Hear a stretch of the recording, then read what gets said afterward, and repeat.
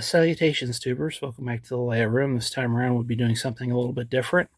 Going to be doing a little bit of a thing I want to call Quit Dreaming and Start Steaming. It's going to be about live steam models and how to get into it and the various different kinds there are, so on and so forth. So, unlike the usual kind of models I tend to show here in the layout room that we have up on the shelf, those are basically electric motors and with various bits of accoutrement tacked on to help them pretend to be a steam engine or a diesel engine or electric locomotive, etc., etc. Whereas something like this, it's not pretending. It is a steam engine. And just like any other steam engine, what it does is you fill the little boiler with water, you fill this with fuel, and light it up. You build up heat, builds up pressure from steam as the water boils. You direct the steam into the cylinder to push on a piston, and it does mechanical work, in this case turning the flywheel around and around and driving a little generator in this case, because I've had to have this engine configured to be a generator. So it's not as prevalent a hobby as it used to be. I mean, it used to be you could find this kind of engine in places like department stores, Sears Roebuck catalogs, etc., etc. But fortunately, with those of us with some steam oil in our blood, there's still a few manufacturers that still make them. So for this particular video, I'm going to be showing the various different kinds of live steam engines there are from a couple different makers, like we have here on the train table at the moment, going kind of through the pros and cons of each different type, and maybe a little bit of commentary and a few tips that I know to maybe help you get into it if you're possibly interested in having your own steam engine. So to kick things off, we have this little engine right here. This is a Mammoth SP1, made in Britain, about, I'd say, the 1970s-ish. I'd have to go check the dates on that. But Mammoth has kind of been ubiquitous for many, many years, making toy steam engines. Kind of sorry to say that they don't have their factory anymore because the rent was going up and got into a bit of difficulty with that. So they're actually not producing anymore. Hopefully the company gets to reorganize sometime in the future so they can keep making stuff like this. This is actually one of the more simple kind of steam engines you can get. It's got a simple oscillating cylinder, and we call it oscillating because as it runs, it sits there and it wobbles. And what that does is it aligns the steam line here to push on the piston, and once it tilts that way, it exhausts out here. So this is what's called a single acting engine. It only gets pushed on once, and it's about the most simple live steam model you can find. This particular one I found on eBay for about $80 used, and I did a little polishing up, and now she's being a little mini power plant. So the big advantage of having a stationary engine is that everything is self-contained. It's all right here on the base plate, so you don't have to have anything extra if you don't want to. The disadvantage, if you could call that, is that it's stationary. It's not going anywhere. So if you're not quite satisfied just watching the engine sit there and run, which is all it does, you're going to have to figure out something for the engine to do. So you would get something like this, which is a dynamo, which I found online. And they also make these little machine tools. This particular one's made by Wilesco, which is a German company. Also, they make engines, but we'll get to that here in a second. So what you do is you get a drive band. They're either steel or you can use a rubber band, steel spring or a little rubber band, and put it on the flywheel. Now you have something your engine can do. And the neat thing about these little accessories from Wilesco is they actually work. That saw can actually cut wood. I mean, it'll take a long time, and it's best to cut something little with it, but yeah, fully functional. I've also got an accessory plate with a few more bits of machinery for the engines to drive. But yeah, very, very simple engine. Next, we have this engine, which is a, pardon my bells, It's the clock over there. But anyway, this is a D455 by Walesko. This is a vertical boiler engine. And this is a double acting engine. So as this engine turns, the valve, it's got a valve here that moves and admits and pushes the piston in both directions. And this one's actually reversible. This one's got what you call slip eccentric. So the way you reverse it is you move the engine in the direction you want for about half a turn, then the valve catches up, and then when you apply the throttle, it'll go in that particular direction. And kind of in difference to the little Mammoth here, it's a little bit more complicated. You actually get things like a regulator so you can control the speed, and you get a whistle, and you get a water glass so you can actually see what the water's doing in the boiler, which is very, very critical on a steam engine.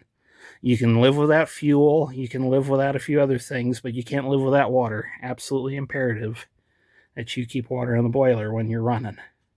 And on this one, this kind of serves the same purpose. You basically, when you're filling it, you undo it, and when water starts weeping out this hole here, you know you've got enough water. But here you can just look at the water glass, tend to fill it to right about here. So you leave enough room when you're starting for the water to expand and build up a head of steam up on the top of the boiler.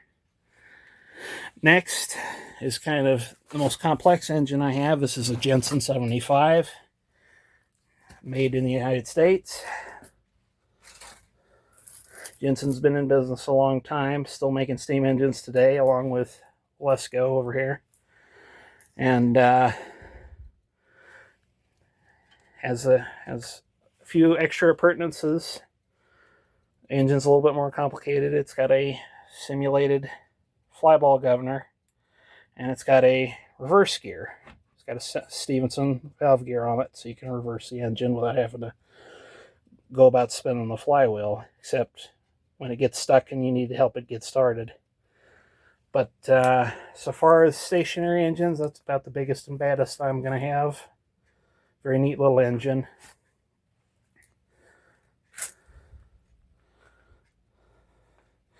And they make very many different kinds at very different price points. Kind of the general consensus with these is the more features you want on the engine, and the more bells and whistles, if you'll pardon the pun, the more expensive they tend to be.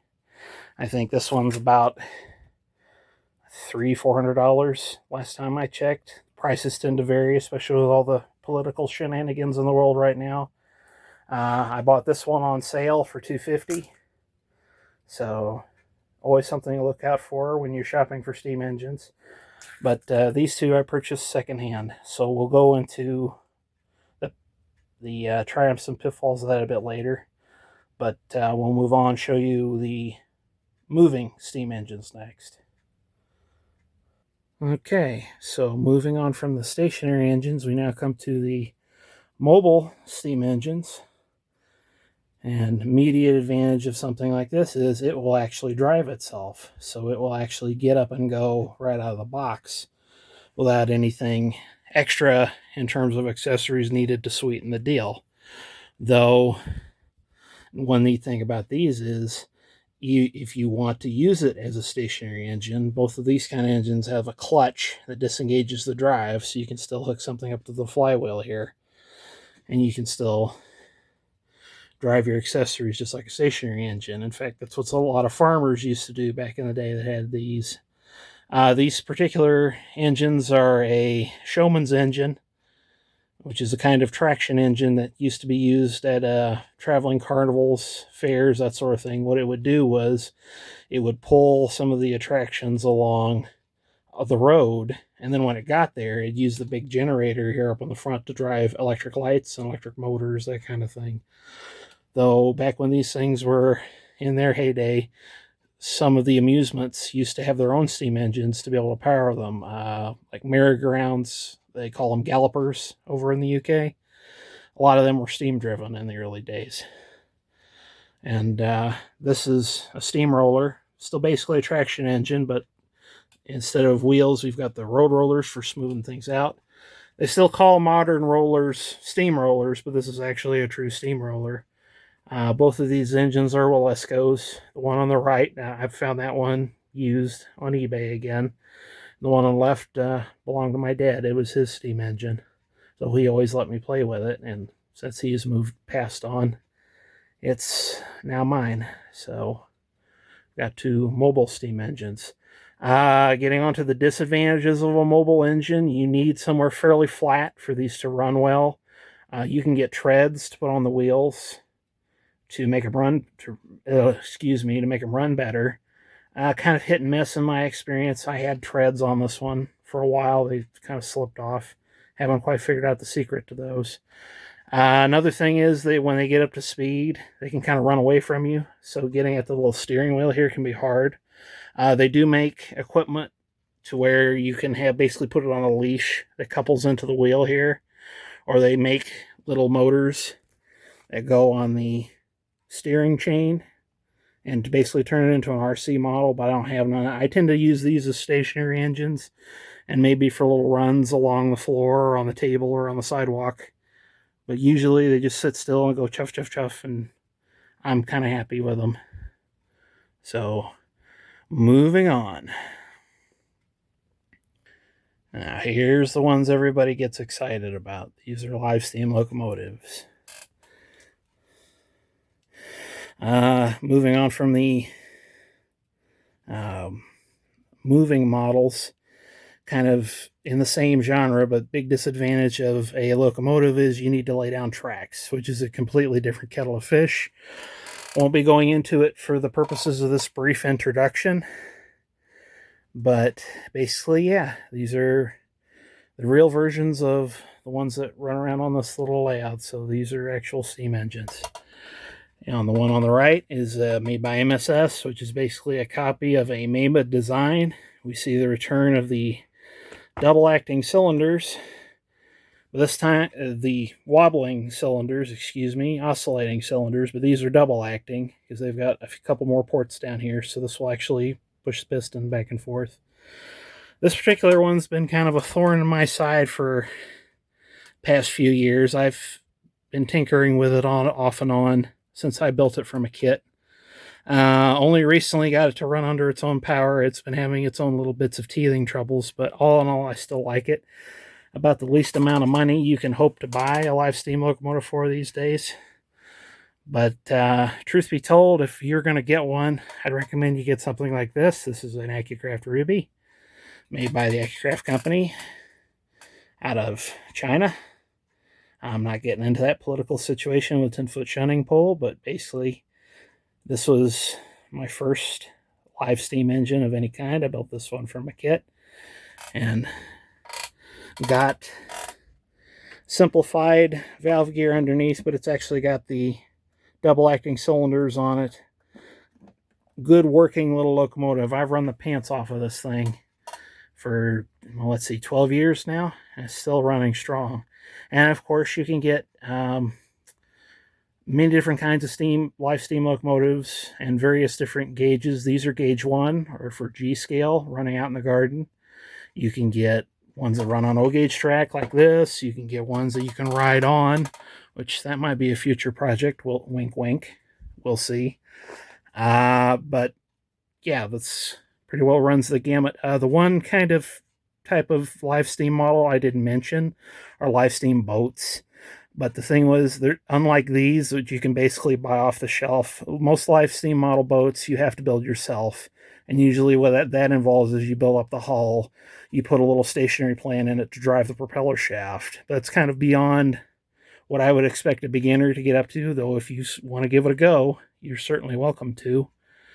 So I've kind of shown you a little bit of the various different kinds. We'll get into kind of a brief little bits and bobs you need to have when you're running a live steam model and some do's and don'ts. So give me a second to put these little beauties back in the roundhouse, and I'll be right back with you yet again. So, okay, now that I've shown you all the different various kinds of live steam engines, what do you actually need once you've gone through, you've decided you wanted to buy one? Where do I go? The first place I would suggest would be there are various websites that cater to the live steam hobby. Ministeam.com is one I've had some dealings with here and there, buying parts, and they also sell complete engines. They're a dealer for Mammoth, Wilesco, and Jensen. You can buy them brand new from there. You can also, there are some hobby shops, but I'd say nowadays your best bet for buying one new would be from websites. I don't really trust the ones that come out of China. And there's a few videos on the channel Laurie's Mechanical Marvels that kind of goes into it. But the long and short of it was, yes, they're cheap, but they often will omit certain things you need to have on a steam engine to make them work. We're going to go ahead and use this SP1 here as our guinea pig, our little demonstration for the next couple segments. But anyway, thing they tend to worry steam guys like me and Laurie is the safety valves. They either A, don't have them, which is a absolute big no-no. You cannot have. You can't sell them here in the United States or in the UK if they don't have a safety valve, or they put the thing in the wrong place, which, I mean, it's a safety critical item. It's just no. You can't do that. I mean, you can, but the consequences can be dire. And since we're talking about safety valves, you can't just, if you find one and the safety valve is shot, it's a no-go. You can't just put a bolt in there or something like that, because you really, really, really need a safety valve. I mean, we can get into the semantics of the pressures on these things are fairly low. Is it really going to hurt if it does go bang? Let's not test that. I prefer that nobody gets exploded in the face and have hot steam and water going anywhere. So if the safety valve is in bad condition, you need to find a replacement. You cannot, this is one of the things you can't skimp on. Another thing they tend to do, the cheap Chinese made ones, is regards to the cylinder. I've seen some that are 3D printed out of plastic. That's another big no-no. Steam and hot water and fire and plastic do not mix. You need one with a metal cylinder and a metal piston. It means you pay more for it, but it means that it's not going to fly apart at you because the whole thing melted, okay? So just don't do it. You buy from a reputable manufacturer that safety tests them. So I read from like Mammoth, Wilesco, Accucraft, Jensen. All their engines are safety tested, and provided you don't go monkeying around with them, doing something foolish, they ought to run just fine. But moving on from that, where you get them, what do you need when your engine arrives in the mail and shows up on your doorstep? Okay, first thing, obvious thing you need is water. Now, you can't go just willy-nilly and throw tap water in there, because tap water often has a lot of dissolved solids, and that can do bad things to your boiler. It leaves, when you boil water, all that stuff gets left behind, and it can gunk up your boiler. It can leave deposits in your steam lines and screw up the mechanism. So, big no-no. Another big no-no is deionized. We do not use deionized in steam engines. The reason for that is it will attack the solder that holds your steam pipes and the boiler together, and it will cause them to fail over time. So that is a big no-no right there. So what you use is distilled water, which you can get at places like Walmart for about $1.50, and preferably the kind that they don't put minerals in. You just want plain Jane steam distilled water. You can use rainwater if you run it through a Brita filter, and you can use from, let's say, a dehumidifier. Take the water out of that, run it through a Brita filter, perfectly fine for model steam boilers. But yeah, we don't just throw tap water in there. Next thing is fuel, and this is getting a little complex because of the politics thing again. But most of these little ones, these stationary ones and the little driven ones, everything except my bigger live steam locomotives runs on this solid fuel. Now, this is hexamine. It's made through, I believe, through formaldehyde. You run it through a chemical process. For that and various other reasons, this stuff is kind of going out of fashion and it's starting to get hard to find. I have plenty of it in stock, but to my friends and colleagues over in the UK, this is a bit of a bummer. because all the engines that have been designed to use this stuff are kind of out of luck because this stuff's been banned. This stuff is illegal to own in the UK. You cannot have it because of, well, this is YouTube, so I can't get too in depth, but let's just say it can be used to make unpleasant devices. So, but then again, you know, you could take a bottle of whiskey and make an unpleasant device with it. So, you know, this is neither here nor there. So to all my friends in the UK, I definitely feel for you. So that's why I'm kind of getting away from using these. They, besides all the emissions and everything else and being hard to find, it's just, no. I'm going to burn them up and that'll be the end of it. But lately I've been having luck with this. Hand sanitizer. Now, you're going to think I've gone off my rocker here for a minute, but I want you to read the label. What does it say it's 70% of? Alcohol. Now, alcohol is one of the traditional fuels for live steam models going way back. And usually what they refer to when they refer to an alcohol-fired model, they have what's called methylated spirits, they call it in the UK. We call it denatured alcohol. It's got stuff in it to make it toxic to drink, but you can use it for a fuel just fine with no ill effects. You can throw it in here and burn it.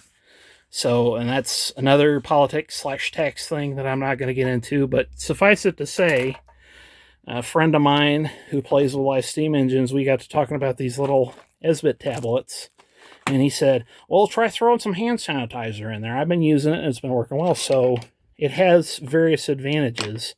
One being, unlike the denatured alcohol, it's kind of in a gel, and I've tried other gel fuels, and I haven't found them to be very satisfactory in the heat department.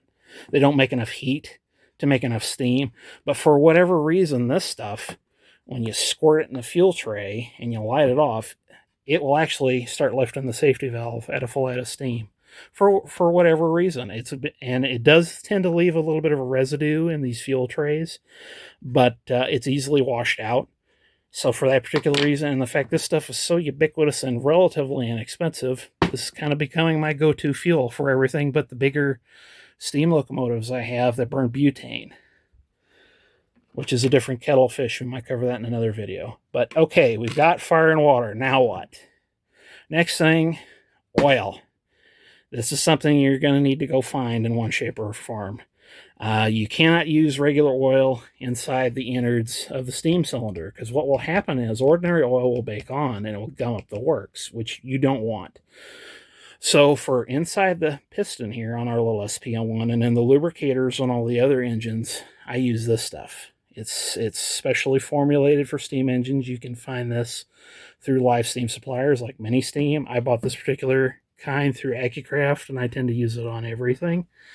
But yeah, it's good for lubing up hot things, hot steamy time.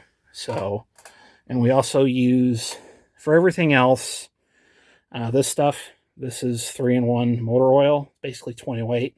I use this as general lube oil for all the parts that aren't touching the actual steam engine, like here on the crank pin right here, and the axle and the flywheel. So basically anywhere that isn't in contact with steam where you get movement, I tend to use this stuff, and I throw it in a little sewing machine oiler. Very handy to get in all those hard to reach spots. So if you go looking around through eBay and antique shops, look for an old sewing machine oiler. Comes in handy. So next issue before we close out is I've looked around at all the different steam engines new, and they're way too much for my budget. What do I do? Should I buy used? Is it safe to buy used? Yes, with a caveat. You need to be aware when you're looking at the engine of certain things to look for. One would be condition issues. Is there a lot of rust visible? Is there signs this thing's been stuck in an attic for 20 years? Because bad things can happen when you do that. Please don't do that to model steam engines. They don't like it.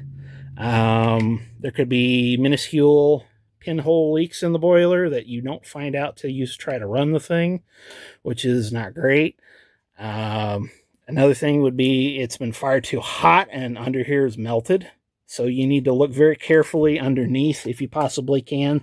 And some ads, they don't let you do that. So far, I've been lucky, but then again, I've kind of known what to look for. So buyer beware there. I would recommend you try and buy new whenever you can, but to maybe get a budget deal, you can find one used in good condition. It's just you got to be big case of buyer beware there.